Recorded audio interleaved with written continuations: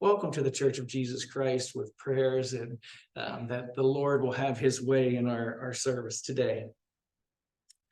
As it should for me, we'll start with something sportsy.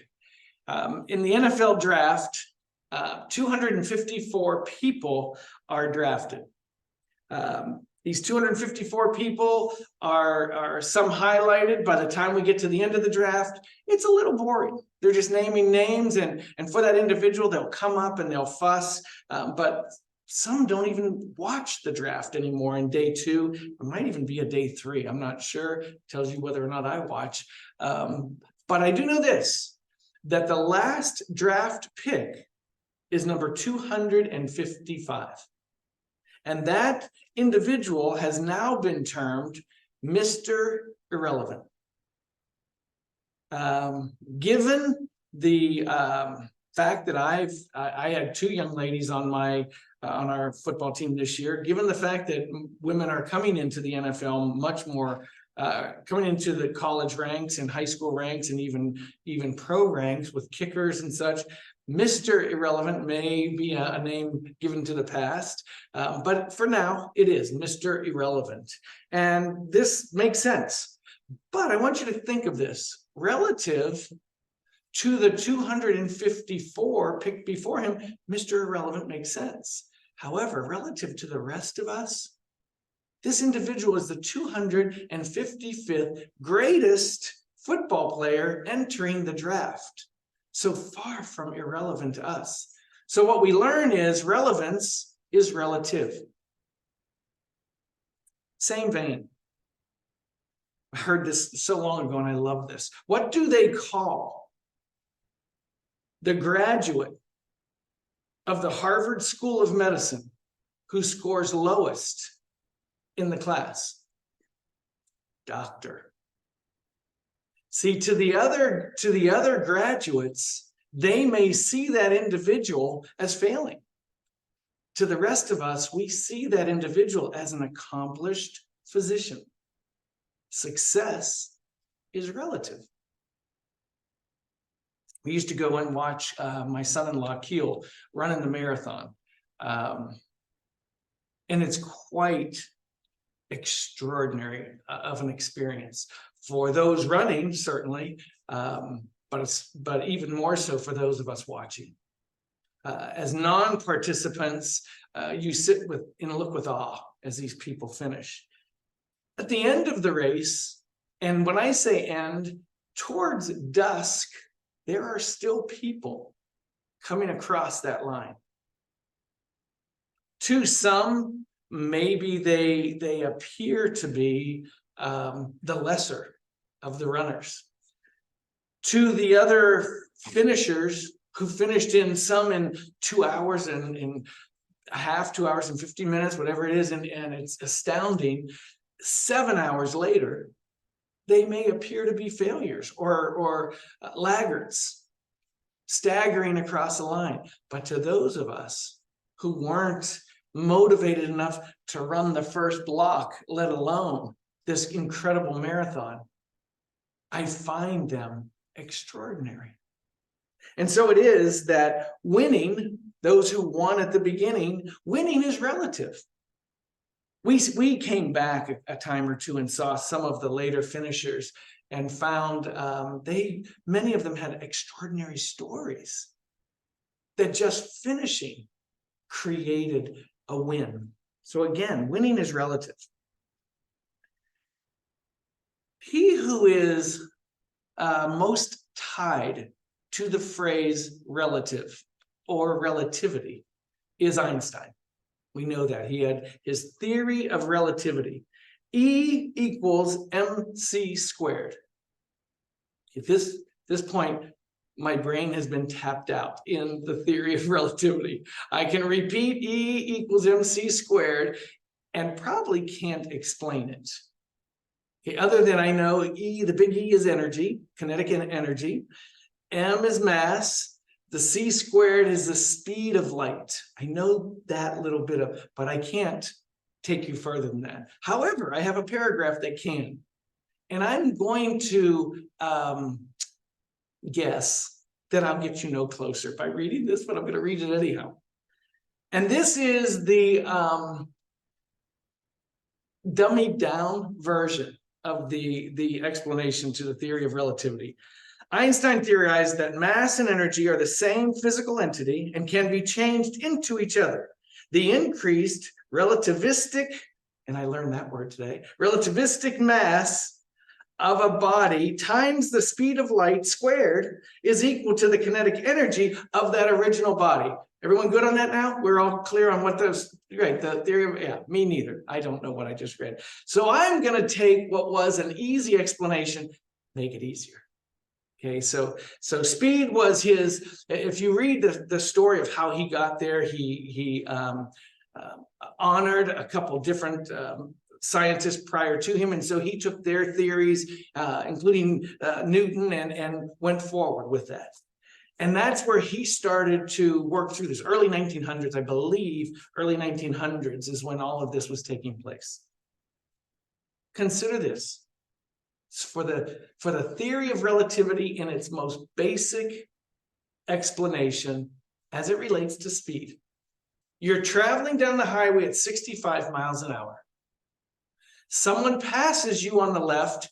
Well, the way people drive today, someone passes you on the right, because we all drive wrong, it seems anymore. But anyway, someone passes you on the left going 80 miles an hour. Relative to your speed, they passed you at 15 miles an hour. You're doing 65, they're doing 80. Relative to your speed, they passed you at 15 miles an hour. Those traveling the opposite direction at 65 miles an hour, equaling yours, they're passing you at 130 miles an hour. The theory of relativity. That's as simple as I can get it for us. So simple that I understand it. Okay, so speed is relative. Let's take Einstein's theory of relativity and bring it into our theme today. Our theme today is God's theory of relativity. That's our message today. Start with a silly story. Einstein climbs a mountain. And his whole idea is that I'm going to get closer to God so God hears my voice, so we can communicate. And he gets to the top of the mountain believing he's close enough to God that God can hear him, he can hear God. And he says to God, God, what is a day to you? Or excuse me, what is 1,000,000 years to you? And God says, 1,000,000 years is but a day. Einstein says to him, what is $1,000,000 to you? And God says to him, $1,000,000 is but a penny to me. Einstein, brilliant that he is, thinks, if it's just a penny to him, God, may I have $1,000,000, please? And God says, yes, in a day. Relativity. Everything is relative. Everything is relative. I want you to remember that thought. We're going to get to God's theory of relativity in just a moment. As a young person in my early 20s, floundering, I had gone to college, had to drop out to run my father's business. Some different situations happened with that, and I left his business after that. I hadn't gone back to college yet, and everyone in my branch in Hollywood were postal carriers. So I thought, I'm going to be a postal carrier. Went into, took the test and became a postal carrier. I just want to get you to the end real quick. It lasted for a year. I was not that dedicated, a U.S. Postal Service employee. But I really enjoyed that short 1-year time there and loved my supervisor. He was just a wonderful, wonderful man. And so I learned a phrase when I went to the post office that I'd never heard in any job I ever had before that, and it's probation. And with a government job especially, you have a 90-day probation. And so I understood that in the first 90 days, they can fire without cause. If they don't appreciate you, they don't appreciate what's happening, fire without cause. And so you live in a little danger for those first 90 days. What you don't do is you don't get ahead in that first 90 days. You're just being watched. Well, there was another postal carrier in that time period who made some mistakes with drinking on the job, wrecked his Jeep, and lost his route for a while. In that time, in my first 90 days, my supervisor, who had taken a liking to me as much as I to him, gave me the route. And I shouldn't have had it, but it was incredible in that probationary period. And I learned that this can be a layered status. So I was young and full of energy, full of too much energy, I'm certain of that. And I would take the route, I'd stop my Jeep, lock it up, I'd put the bag on, and I would jog the route, putting the mail in, just feeling good, getting my exercise. So I'm running through town, putting all the mail in, just feeling so great. And I would get back, I would finish up my route, and I'd get back to the post office way early. And I did this for about 2 or 3 days. And one morning, as you have a shelving unit, and you throw your mail in there to all the addresses. It's really an organized thing, and it's a great thing. Morning, you have your headphones on, and you're living your life. And I look, you sometimes you feel like presence. And as I'm putting my mail away, again, too much energy, I feel the presence of a few. And I look around, and there are seasoned postal carriers around me, probably 7 or 8. And take my headphones off, and way too much enthusiasm, as I always suffer, and say, hey guys, how's it? They weren't ready for a happy talk at all. And I was given my warning. You don't do that. You don't run your route. And I said, how did you know I'm running? We know. You don't run your route. These are timed routes. You're in your 90-day probation. You're goofing all of us up. You're running your route too fast. You're saying that a 7-hour route can be done in 5 hours. That's for us to know, not for superintendents to know. That's for us to know, not our superiors. We're paid by the hour. You walk your route. And I learned a great example about what probation is. Probation is to the firm, but it's also to the other employees. You don't make anyone look bad. Probation is a proving time. That's all. You're proving yourself to whomever, even to other employees, is what I learned. Bring that in just to tie that together. So the theory of the relativity of probation was made clear to me. Now let's try to bring this all together in a succinct fashion so that we understand our message today. God's theory of relativity begins with God's theory of probation. I'm going to go to James, the 4th chapter. And a couple verses in there says this, and I'm going to read you these verses together. There is one lawgiver, writes James, who is able to save and to destroy. Who art thou that judgest another? What he's saying is, who do you think you are? All of us. He's speaking to us. Who do we think we are that we would judge each other? There's one lawgiver. He's got this. You don't have to judge one another. Go to now, ye that say today or tomorrow we will go into such a city and continue there a year and buy and sell and get gain. To you who are planning out your week, to you who are planning out the rest of the day, the rest of the week, the rest of the year even, he references. We're going to do this in this city, buy and sell, build our business. He said, whereas ye know not what shall be on the morrow. You who say, this is what we're going to do tomorrow, you don't even know. For what is, and this is the important part that I want you to hear, probation. For what is your life? It is even a vapor that appeareth for a little time and then vanishes away.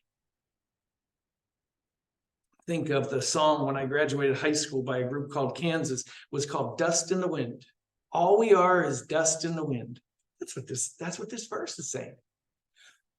It's just a vapor. For that you ought to say, instead of planning all this out, what you ought to say is, if the Lord will, we shall live and do this or do that. My Serbian grandmothers, both of them Serbian, my Serbian grandmothers used to say, Ako Bog da. That means the Lord willing. When you would say, I'm going to go to the store now, it was almost involuntary reaction. They'd both say, I don't think they ever met each other, by the way. I'm telling you, in the presence of my Baba, in the presence of my Nana, they would say, Ako Bog da, quickly, as soon as I would say anything. Are you going to stay for dinner? Ako Bog da. I don't know what the next hour is. I don't know what the next 2 hours is. But if the Lord wills, I will. Probationary period. James captures it. We're but a vapor. Alma sees it this way. We see that death comes upon mankind. This is the 12th chapter, by the way. We see that death comes upon mankind. Yea, the death which has been spoken of, which is the temporal death. Nevertheless, there was a space granted unto man in which he might repent.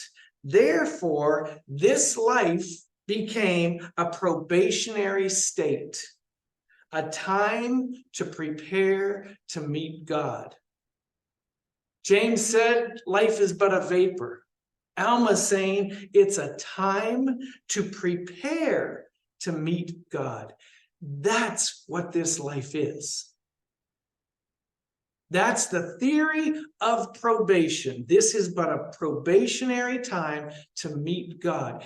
Either we'll meet him being sent away, or we'll meet him being invited in. But we will meet God, every single person. But herein is God's theory of relativity. It's found in Matthew, the 7th chapter. It's also found in Luke, the 7th chapter. I think one of those is the 11th chapter. I apologize. I don't remember which is which. I've captured them. Okay, so I'm going to read Matthew's capture of God's theory of relativity so that we understand what this life is, what the purpose of this life is, and what awaits us. This is for we who only judge with what we see, and that's understandable. We who only perceive the most importance to be what's in front of us, what is tangible, what we can feel, understandable. We who only have this in our purview right now. And again, it's understandable, but it's incorrect. So let's hear the words of Jesus Christ.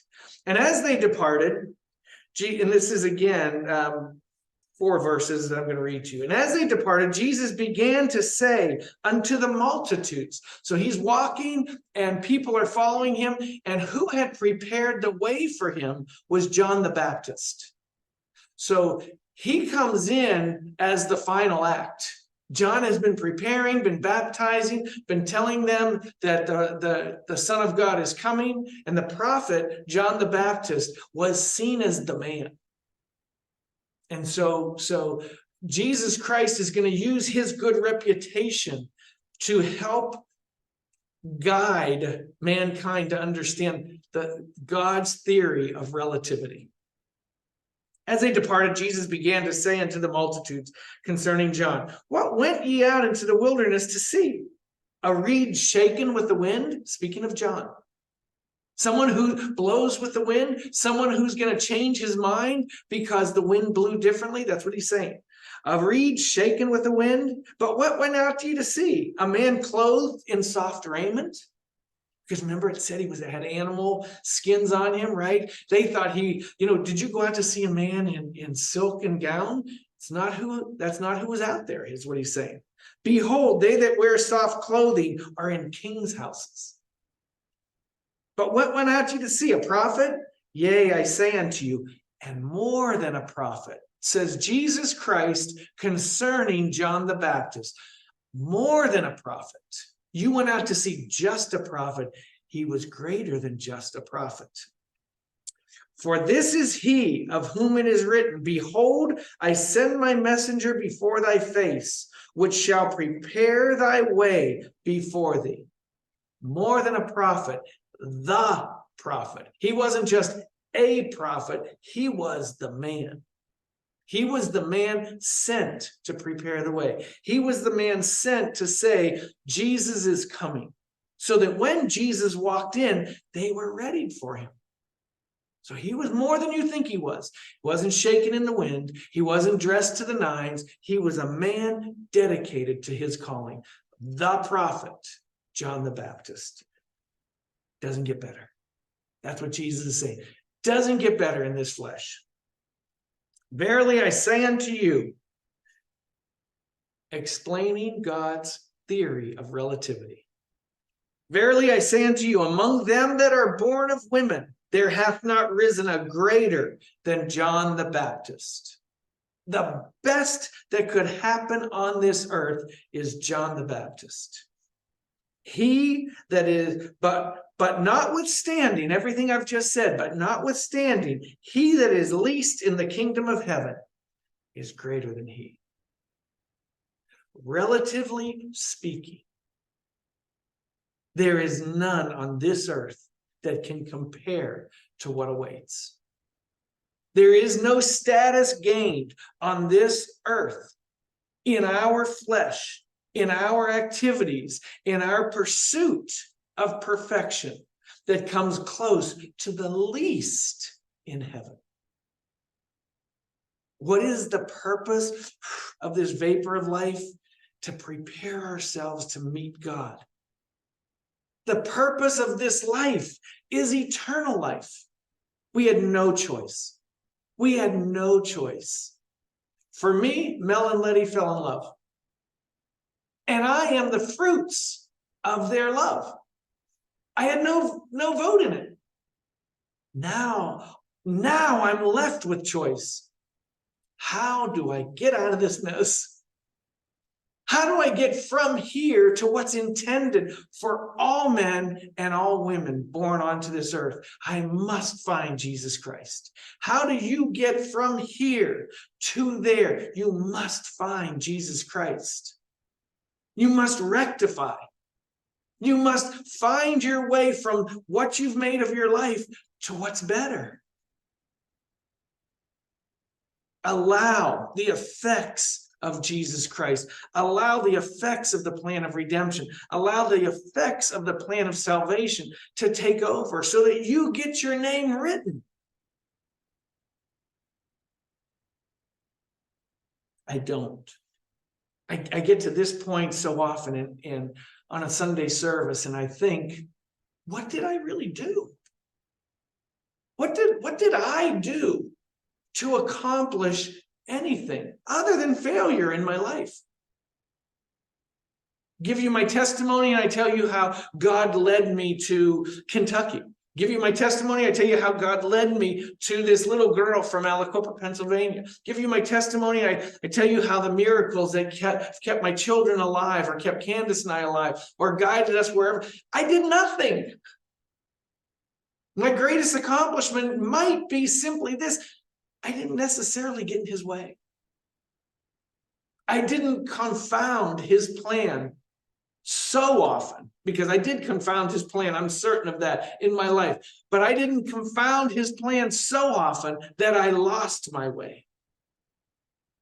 He has been merciful, kept me on the path. I have not remained on the path. He has kept me on the path. I owe everything to him. I don't know why. I just know that it is. This is but a probationary state of time in our life, called our lives. We are here to get from this place down here on the ground to glory. And there was no way to do that, till Jesus Christ came. Remember, I think it was after Courtney's was married. Brother Paul Palmieri came to our mission here in Oldham County. And his sermon was, and then Jesus came. Do you remember that, kid? And then Jesus came. Brother Paul talked about the times that he was at his lowest point, and then Jesus came. Talked about a time that seemed very, very relevant to him when he was most discouraged, as he described it. And then Jesus came. Mankind was at their worst, their most fallen state. All of mankind, not just us individually. Mankind was at its most fallen state. And then Jesus came and rescued us. And now it's up to each one of us. And we can't even say that we chose him. The word says that you didn't choose me, I chose you. And then Jesus came. So today I offer God's theory of relativity. Relative to all that we can do on this earth, it's nothing in comparison to what awaits us. I offer this as an invitation to each one of you to stay on the path, to stay close to God. And if you haven't chosen the path, to choose the path. Because nothing else matters. Nothing else matters. Told you, I think, a month ago, or in the last month at least. And it sounds so negative. I don't mean it that way. It's just a touch of reality. The most of us, the majority of us, nearly all of us will be forgotten in 3 generations. We are but a vapor on this earth. But we can be remembered forever in the kingdom of God's heaven. That's what life is. If seen from down here, it's but a vapor. If seen, once eternal life was ours, it was the greatest victory we claimed. And so I invite you to embrace the theory of relativity per God, to understand that this is but one purpose only, to find Jesus Christ, to better ourselves, to rectify what we've made of our lives, and receive the promise that awaits us. I used to always struggle with that phrase, that your name's written in the Lamb's book of life. What does that mean? I know what it means for me. July 27, 1976, my name was written in that book. My purpose, my cause, my calling now is to get other names written underneath my name, beside my name, above my name, on either side of my name, just so that their names are written in the Lamb's book of life. That's my calling. That's your calling.